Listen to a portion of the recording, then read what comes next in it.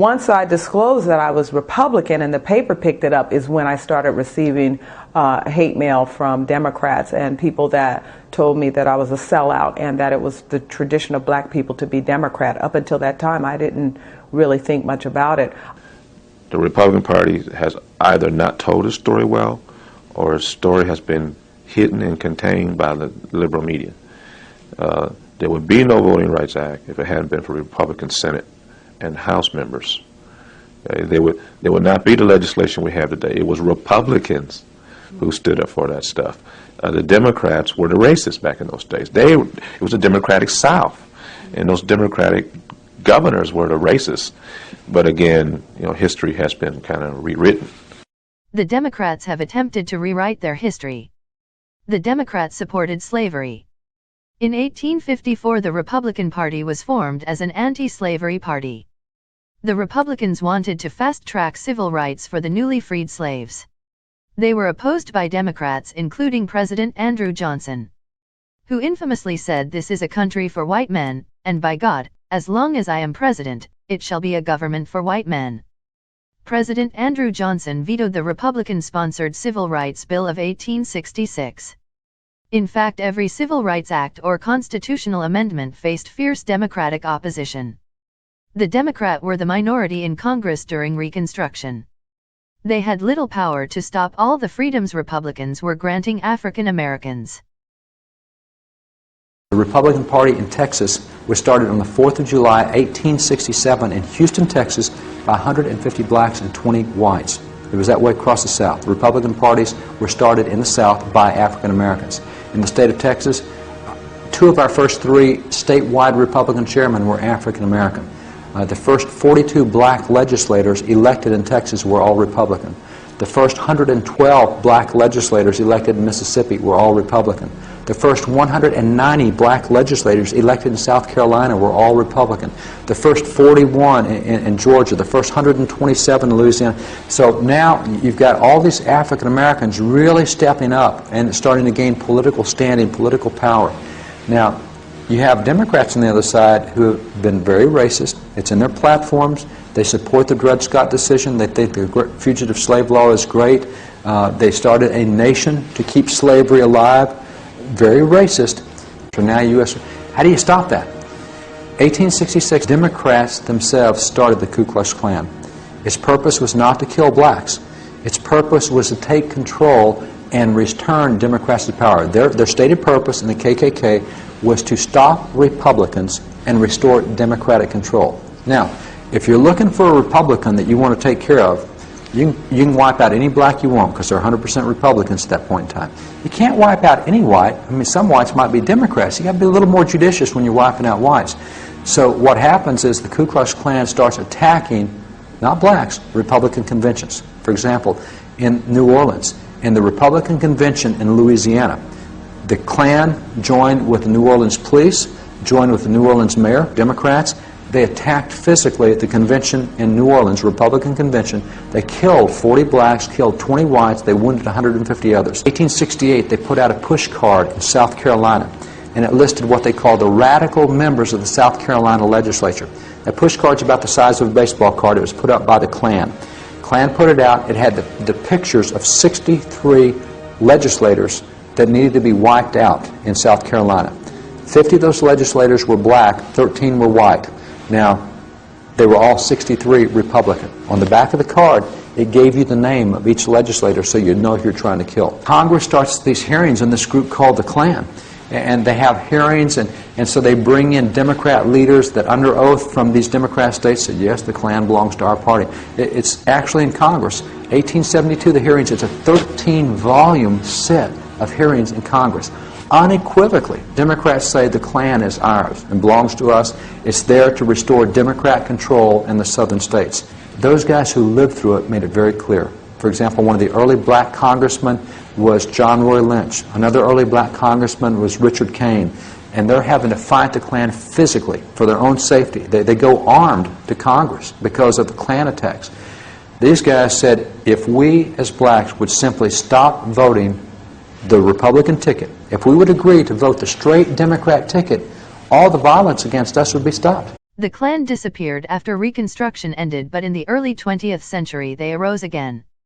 It was due, in part, to the 1915 release of D.W. Griffith's Birth of a Nation. The movie depicted the Ku Klux Klan as the heroes of the South, protecting the South from the almost animalistic crazed black men bent on murder and rape, instead of being condemned. This racist propaganda film was the first movie ever screened in the White House by Democratic President Woodrow Wilson. The Atlantic reported that the Virginia native was racist, a trait largely overshadowed by his works as Princeton's president, as New Jersey's governor, and, most notably, as the 28th President of the United States. As president, he oversaw segregation in federal offices. Wilson once even threw civil rights leader William Monroe Trotter out of the Oval Office. The Post reported that Wilson backed what he characterized as the Great Ku Klux Klan. He also championed the Klan's violent disenfranchisement of Southern African Americans. Wilson even refused to appoint black ambassadors to Haiti or the Dominican Republic.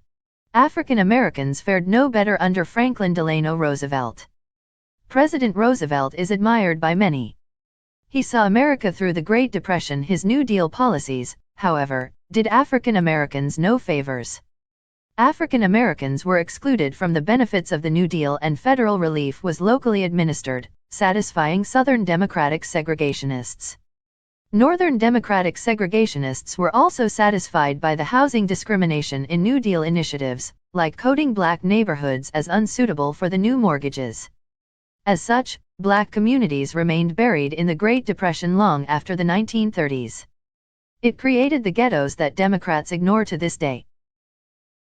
As Newsweek reports, Lyndon B. Johnson routinely used the N-word and referred to civil rights legislation as nigger bills.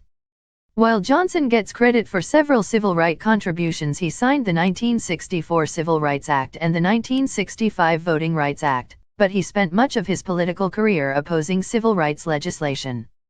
A man who, according to a memo filed by FBI agent William Brannigan, seems to have been in the Ku Klux Klan. President Johnson wanted to ensure that voting rights he signed into law was used for the Democratic Party. So President Johnson introduced the Great Society, which essentially was a bribe to the African American community. The Democrats needed the African Americans to willingly join their urban plantation, where, according to an article written by Dinesh D'Souza, the Democrats are offering you a living, but it's going to be a pretty meager living. Basically, you get public housing, food stamps, retirement checks every month, and medical care for the poor. If you have children, we will subsidize them, provided they are illegitimate. More than this we cannot offer you, because we have to make sure that you stay on the plantation. This means that we need you to remain dependent on us so that you keep voting for us. Your dependency is our insurance policy to make sure that this is an exchange, not a giveaway. Not only did the new urban plantation force fathers from the home in order for the women to receive assistance. Because the rule was frequently broken, the Democrats found a new way to destroy the black family. In 1994, President Bill Clinton signed into law Joe Biden's Violent Crime Control and Enforcement Act. This bill led to the mass incarceration of African Americans. The bill incentivized states to build prison with federal funds if they instituted truth in sentencing laws. These laws required that 85% of the sentence be carried out. The prison labor industry is built upon and sustained by the African American community. In 1964, incidentally a year that 3 of our civil rights workers were killed in Mississippi registering blacks to vote, was also the year that civil rights legislation, historic civil rights legislation, was being promoted, and President Johnson wanted to sign it, but nevertheless it was held up, bottled up in the United States Senate by Southern Democrats.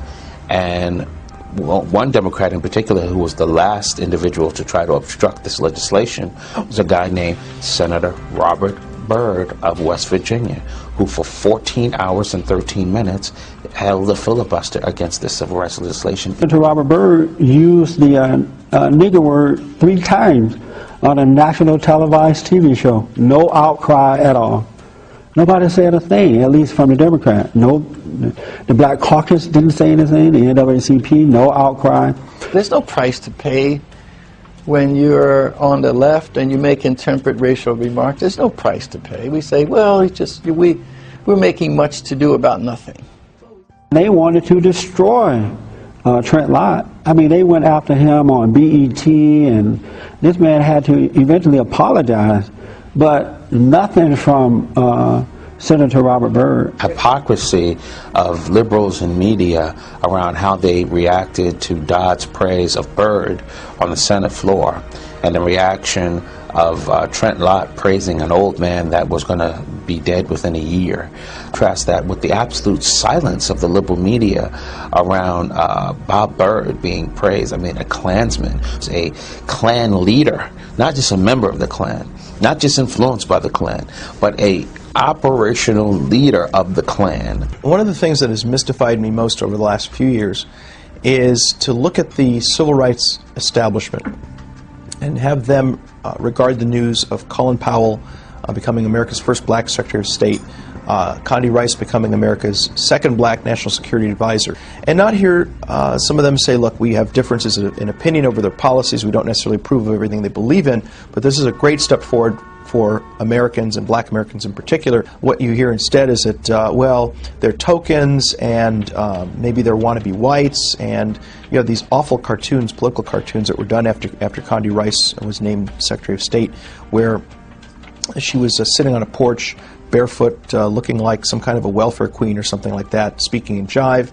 You had another one where she was a parrot sitting on George Bush's shoulder with big fat lips. I mean, just the most awful, hideous racial stereotypes, anti-black stereotypes, being hurled in the face of a very, very intelligent woman who was a Stanford University provost, speaks Russian, very accomplished woman from... ...tendency to ascribe positive things to whiteness and negative things to blackness. So the kid who goes to the library and who plays the piano, the classics, who studies, is acting white. What it says basically, the people who argue that way, is that we black people don't have control over our own minds. We're not allowed to think what we wish, and we're essentially supposed to walk around in a racial plantation where everybody's liberal, everyone believes in the Democratic Party, and in that respect we're not really men and women, but sort of like cattle. And so then they think, well, do I want to let my race down by acting white? Do I want to betray my people by acting white? And they say, well, I guess not. I guess I'll act black and come to school unprepared, not participate, not speak in proper English, talk jive. And what happens? You see a young black child's mind close up like that, and the kid's scores go down. And what have you done? You've ruined an American citizen for life. Condi Rice and Colin Powell, we don't know if they're really black. But the drug dealer on the corner is black. After exclusively giving the Democrats their votes for decades, the average African American cannot point to one piece of civil rights legislation sponsored solely by the Democratic Party that was specifically designed to eradicate the unique problems that African Americans face today. The Democrats do not want a working, free-thinking African American. Without dependency on the Democratic Party to sustain your life, their promises of better days has no effect over you. It is said, give a man a fish, he'll eat for a day. Teach a man to fish, he'll eat for a lifetime. The Democrat do not want to teach you to fish. They rather give you fish daily to keep you subservient. It's time for the African American people to ask the question, what has the Democratic Party done for me? When you reach the inevitable answer of nothing, finally ask yourself, why am I still a Democrat? Let 2019 be the year the African American community collectively joins the Blexit movement.